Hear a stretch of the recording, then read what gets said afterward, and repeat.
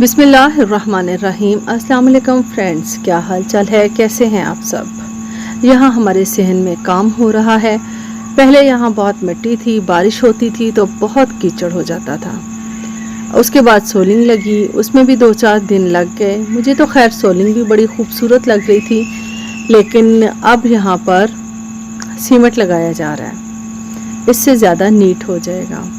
धूप खासी तेज़ थी आज और मज़दूर सुबह 7 बजे से आए और इन्होंने फटाफट सारा काम मुकम्मल कर लिया। थोड़ा सा ही रह गया है, 3 लोग लगे हुए हैं, लेकिन अच्छे खासे स्पीड से है। और बच्चे भी घर में मौजूद हैं। उनकी कोशिश है कि सहन में जाएं, चलें, उनके पाँव के निशान बन जाएं ताकि वो हमेशा उन्हें नज़र आते रहें।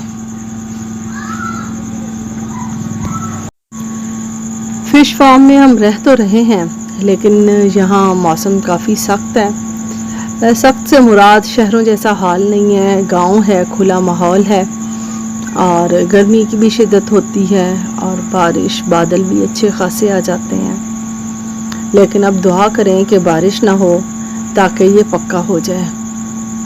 क्यारी काफ़ी लंबी छोड़ी है, अभी उसका भी काम बाकी है। बाकी बरामदे के फर्शों की रगड़ाई भी नहीं हुई।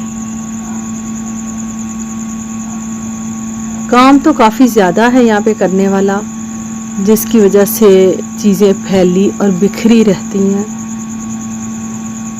लेकिन आहिस्ता आहिस्ता सब कुछ नीट होता जा रहा है। अल्लाह ताला हमारी मदद फरमाए और मौसम अच्छा रहे और ये जल्दी से सूख जाए और हम चलें फिरें। देखें, शाम तक तमाम मुकम्मल कर लिया उन्होंने।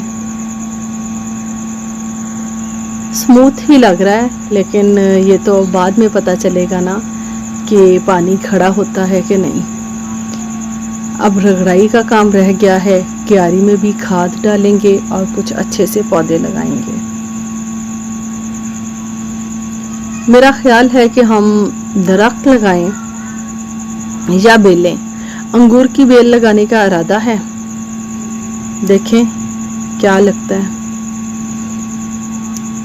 जैसे जैसे शाम हुई बादल बहुत आ गया, बारिश बरसी, खूब जल थल हो गया। अब ये सुबह पता चलेगा कि हमारा फर्श कैसा रहा। लेकिन इस वक्त तो अच्छी खासी बारिश हो रही है।